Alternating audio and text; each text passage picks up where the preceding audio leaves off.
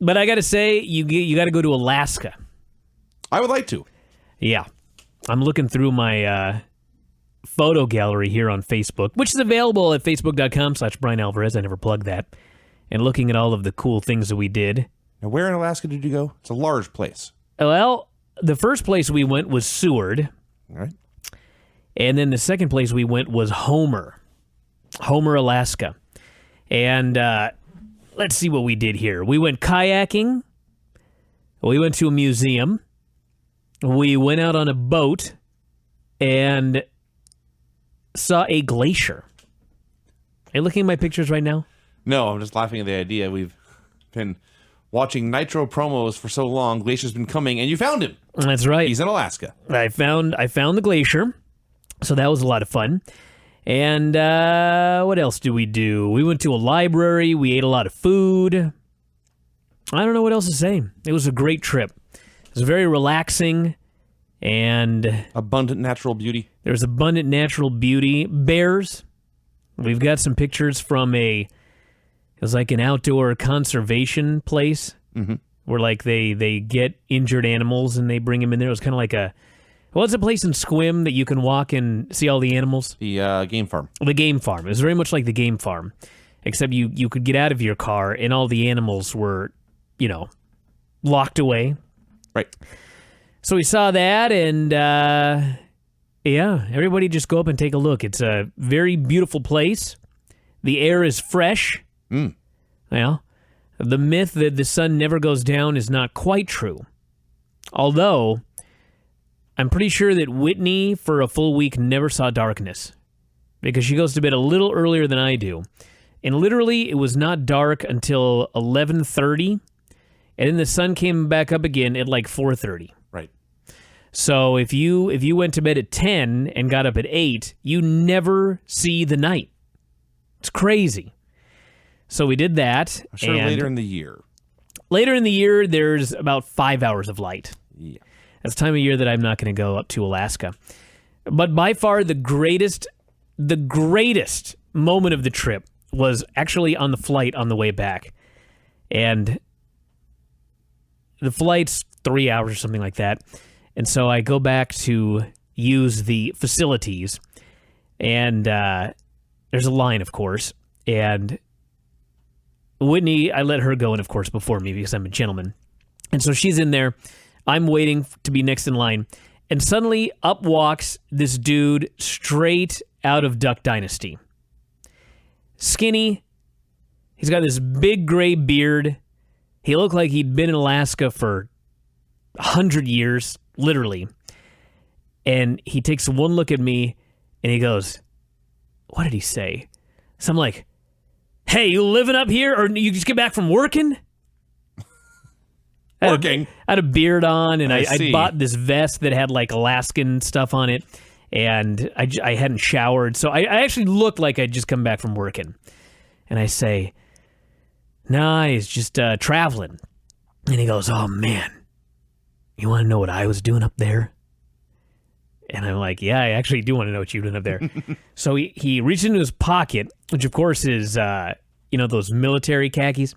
Reaches into his pocket, he pulls out this little flip phone, and he opens it up, and he shows me the picture. And this phone literally is from about 2006, so I cannot see a fucking thing on the screen. It looks like he's showing me like a bowl of soup. Okay. And I'm like, that's some nice soup. What is that? And he goes, it's gold. And I was like, oh yeah? He goes, yeah, gold. He goes, I got, what did he say? Something like 1,600 ounces. And I said, how much is an ounce? He goes, $1,200 an ounce. He says he got 1,600 ounces. It's a big thing of gold. All right. And this guy's giddy. He's like, man, I retired last year, and I came up here, and on my first fucking try, 1,600 ounces of gold. My family doesn't even know I'm coming home. He's like shaking with excitement, and he's like slapping me on the back, and he's all excited. And I'm like, man, that's great. Where were you panning? I was trying to use, Logo. Lingo. Lingo. I said, where are you panning? He's dead silence, and he looks at me and he goes, well, I ain't telling you where I'm panning. I said, well, I'm not going back there, but like just a general area. And he goes, oh, it's out by such and such a wilderness, which is a vast expanse, he says, just to make sure that I don't go try to look for gold there. And he's like, just out of his mind. And as he's ranting and raving, the door opens and Whitney comes out, and he just looks at her, and she goes, wow, look at you. I swear to God. You nearly lost your wife to a minor. He has no idea who she is or who I am or that we're together. And he starts gawking at her. And granted, he's got like, I don't know, let's do the math for me. 1,600 ounces. What's 1,600 times 1,200? About 1.6 million. He's got $1.9 million apparently like in his carry-on. Yes. And now every blonde he sees, he's just ready to start humping. So I just politely said, that's my gold. And he goes, yeah. He starts walking up. And so I kind of bid him farewell. And as I bid him farewell, he just looks at me and he gives me a big thumbs up and he just goes, way to go. I'm like, this fucking guy is great. Literally, why did you ever leave the airport? The highlight of the trip was meeting this prospector who'd come out with 1,600 ounces of gold, $1,200 an ounce. He was crazy. But yeah, that was a trip. Everybody, if you've never been to Alaska, do you remember when we went to WrestleMania? Anytime we go down south, like everybody is really, really, they're so nice. Yes. Okay. This is the opposite of Alaska. Everybody there is, they've got a southern accent. It's very much like down south, all very conservative. Like we're driving from Seward to Homer, and there's no radio, none. And the one station that you can find is like an AM station. It's all conservative talk. All right. So like all we're listening to all day is Trump, which is fine with me because this is the greatest story in the history of the earth, Trump running for office. But everybody is very conservative, and they're all very southern, but they're so rude. I got yelled at on this trip so many times. Well, you're Mexican. Well, it's true. I got yelled at because I was sitting in the wrong place on the boat. Twice when we went on a 6-hour tour. I was sitting in the wrong place. I got yelled at. We went to an ice cream shop, which is called Frosty Bear, which, first off, this sounds like the greatest ice cream parlor that there could possibly be. The Frosty Bear fucking sucked. Okay? I should have known that no one goes to Alaska and wants ice cream. Because every ice cream place, they literally had like... They had like... You tried chili? No, it's not like here in Hawaii where you go in and there's like 32 flavors. Mm-hmm. It's like 4 flavors. And if you don't like it, fuck off. Those are the only flavors they got. And they're shitty flavors. There's not like no mint chip. It's just, you can get chocolate and you can get rainbow and 2 other shitty flavors. So we go to the Frosty Bear, which is at least is a little better because there's 8 flavors. Oh. Okay. If you've ever been to Baskin-Robbins, the most generic ice cream in the world, twice as good as anything in Frosty Bear. But of course, on the front of the Frosty Bear, it's like, try our world-famous waffle cup. Oh. I'm like, oh yeah, world-famous fucking, it's a same waffle cup I get anywhere else. So I go to the Frosty Bear, and I'm ordering my food, and there's a girl serving, and then there's an older lady who's behind her. And as the girl is serving, I swear on a stack of Bibles this is true. The old lady goes, and this is not the exact name of the road, because I don't know any of the roads, but she says something like, did you hear there was another head-on collision on Seward Highway? There was a truck ran into a car, and everybody in the car died, and it was a camper. No one in the camper was injured. Fucking tourists. Swear to God that's what she said. And we're standing right there, so obviously tourists. And they got the food and gave us our ice cream, and away we went. Huh. And then the last one, we're at the airport, and we're trying to get served because we got to catch a fucking flight. And so we get our food and we're eating, and there's a table next to us. And somebody, not a family, somebody had ordered a beer. And then they left. Apparently because a lady didn't return quick enough to bring them their check. They dine and dashed a beer. Right. Okay. This was the end of the server's life. You may as well have played that CNN apocalypse video for this. She was so angry. She's holding her head, and she's got both hands on her cheeks, and she's asking around, did you see where they went? A beer! So, we're trying desperately to get out of this place. And so I take a credit card, and I go up to her, and I'm handing her the credit card so I can pay for 2 meals. She shouted at me. She was so pissed off by someone who dined and dashed a beer that she was willing to shout at someone who was coming up to pay for 2 meals. And then she runs up the check and she gives it to me and she goes, and tip. Like, fuck off, Alaska. But other than that, it was great. The wildlife, the animals cool, animals, glaciers cool, humans, mountains cool, no fun. Humans left something to be desired. Now, to be fair, Homer is like it's a tourist town, and so I'm sure they do have to deal with shithead tourists like all the time. But I, honest to God, was not being a shithead tourist. I was trying to be so nice, but chastised repeatedly on this trip. And then, my last tale. So, the first place we go, you know when you go anywhere here, have you ever been to a bed and breakfast? Yeah. Oh, you go in, they want to talk to you. Mm-hmm. They want to meet you. They want to make you breakfast. Yes. Okay. I never even met in Ireland. I never even met the people that ran the first place we stayed at. Oh. Never.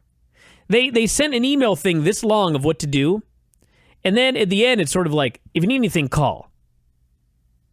So we show up and there's a whiteboard and it just essentially says, come on in, get the key, and call us to check in. So we go in, we call to check in. We never saw them. We never went to the office. Mm-hmm. And at the end of our stay, we just left the key and then went away. So we never saw these people. So we go to the second place and we figure, same as the first. We open the door, it's unlocked. There's a key right there. We figure, well, we'll call the office or we'll stop by the office when someone's there because we looked in and it didn't look like there was anybody there. So we go in and maybe an hour later, I just hear, and there's a guy with a gimmick leg. He's got a big cast on his leg, and he's going around in a golf cart. He bangs on the door and he just goes, "Are you guests here?" Like, yeah. He goes, "You have a reservation?" And we're like, "Yeah." "Well, you done got to check in at the front desk." So Whitney paid for the thing, and so initially I was like, well, you know, we thought you were there, but she'll go take care of it right now. And I sent her out with the guy, because I was like, this fucker pissed me off. I don't even want to deal. I got yelled at again. I don't want to deal with this guy. So I kind of felt bad that I'm sitting around with this guy. Joe, the Alaskan weirdo? Yeah, so I go over, and I walk in, and she, as soon as I see Whitney, she kind of shuffles, like she's trying to cover up something with her back. And I'm like, oh, God. And so I gently nudge her to the side, and what she's covering up is a sign that says something like, "Take care, Mama and Baby Bear seen in these parts." Oh, yeah. Something like that. I'm like, what the fuck? So we leave, and she's like, "I was hoping you didn't see that, because I know you don't want to be eaten by a bear." And I'm like, well, That's more reason that you should see it, by the way. I don't want to be eaten by a bear. You're more likely to be eaten by a bear if you don't see the sign. Exactly. So I'm like, okay, well, tell me what happened then. What's up with these bears? She goes, well, I asked the guy, and he said, you know, you really don't have to worry about it, but before you go outside, you should just look around. Before you go outside, you should just look around. Meaning, if you don't look around before you go outside, you could be killed. By a bear. By a fucking bear. Yeah. But it was a beautiful place. Did you ever see the bear? We never saw the bear. All the bears you saw were in captivity. All the bears we saw were in captivity. But we did hear on the conservative station that there had been a woman mauled by a bear. Oh, great. And she had escaped. And the we newscaster... heard the story. Oh, you may know more. All I know is at the time, after she escaped, the newscaster was completely befuddled that she'd escaped, and they had no idea how it was possible. And I'm thinking of this when he's telling me there's bears around our fucking cabin. Because if they get you, you're fucked. Did they find out how she got away? There were two women. They were tourists at a remote lodge. Oh, these were different. All right. Okay, tell me this one. Well, this story was there were two women who were tourists at a remote lodge. They surprised a bear. Bear jumped on one of the women. That woman had the bear spray. Oh, yeah. So the other one had no bear spray, couldn't do much, tried to get help.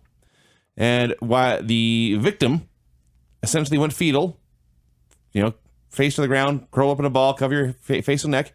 And the bear basically the bear went away. Sure. The bear was surprised by these people on the trail, decided, I better kill them just to be safe. And once it realized there was no threat, it left. And the rescue party goes up to get the bear victim, and the bear victim walking back toward them. I can only imagine how pissed off this bear victim was.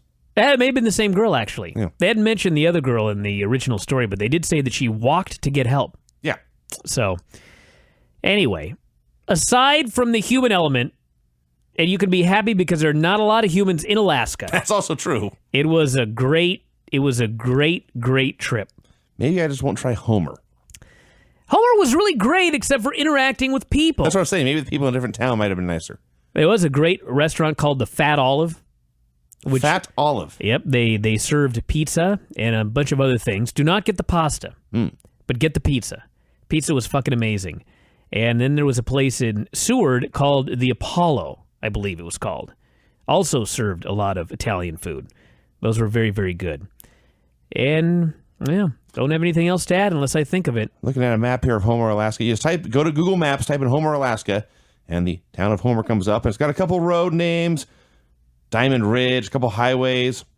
The only business or landmark that's identified is there's a spit going about 4 miles out into the ocean. That's where Frosty Bear is. Oh, is it? Yes. Frosty Bear is not on Google Maps, but the Salty Dog Saloon is. Salty Dog is world famous. All right. Apparently, it's right we here didn't go Google in. Maps. I'm not sure if it's like built into the earth or if it's built for hobbits. But I looked at the place and I was like, I couldn't even stand up inside that place. So I think it was buried deep down. But you know what also was interesting? Homer Spit Road. You know what also was interesting about Homer Spit Road is that the tides are massive. I'm sure. A 24-foot difference. That's a lot. I swear to God, if you stood outside my house by the garage and you looked all the way up to the roof, that's how far the tide goes in and out. And they have all of the pier has got the posts, and they've got the thing around it because the pier can go up and down. Sure. And literally, it's 2 stories or whatever, 3 stories or whatever it is, and that's how it goes in and out every single day. They essentially said, if you if your vehicle gets stuck, your boat gets run aground in low tide, just wait, it'll come back, and it'll pretty much the Titanic could come in and out from harbor. It goes up and down so far.